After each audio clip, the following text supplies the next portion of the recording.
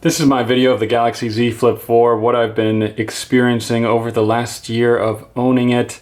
Looks terrible, doesn't it? This is mainly the screen protector issue. I've already replaced it once at the Samsung store, and this is the second screen protector. It's just completely bubbled on up as you fold it right in the center of that crease. It just keeps popping and popping. I've gotten this black dot right here, and I can't, for the life of me, I think it's getting bigger. I think this is very similar to what I experienced with the Galaxy Z Flip 3, but that was much more pronounced specifically in the corner. So it just happens to be, you know, that good old year mark that we're having.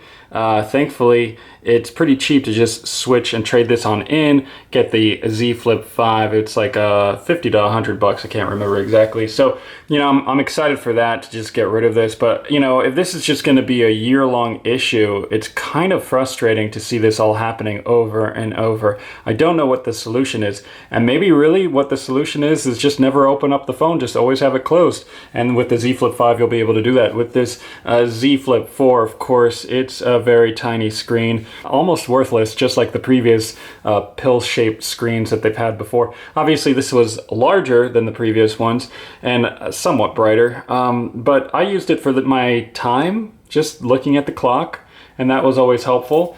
But I did answer phone calls with it. You know, you just swipe it. Oh, okay, yeah, somebody's calling me, swipe it.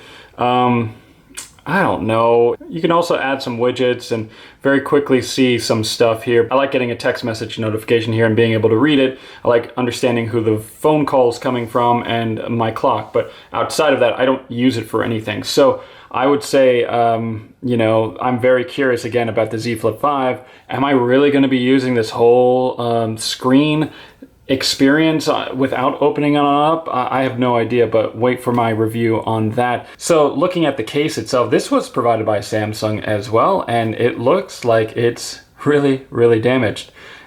Just the corners, you know, this material is completely chipped all over the place. It's kind of annoying. And even the ring, you can see it's chipped all over the place too. But I love this design. I never used one of these cases before, but I love having the ring because I can do this like a fidget spinner in a way. So it's awesome for that kind of a shape. And again, because of its thinness and shortness, it's easier to fit in my pocket. But that being said, this grippy texture makes it easier to hold on to. But playing around with it in my pocket, it takes a little effort to get it out of my pocket sometimes. It kind of snugs onto it. And so again, there is a little gap here. And I'm looking at it and I'm like, wow, you know, I'm excited about the Z Flip 5 that there's much less of a pronounced gap there. Maybe that does create some sort of damage and wear and tear. I don't know, for it not being flat entirely. Thanks for watching this video, of course. Subscribe to this channel if you want my Galaxy Z Flip 5 video, and I'll see you in the next one. Bye.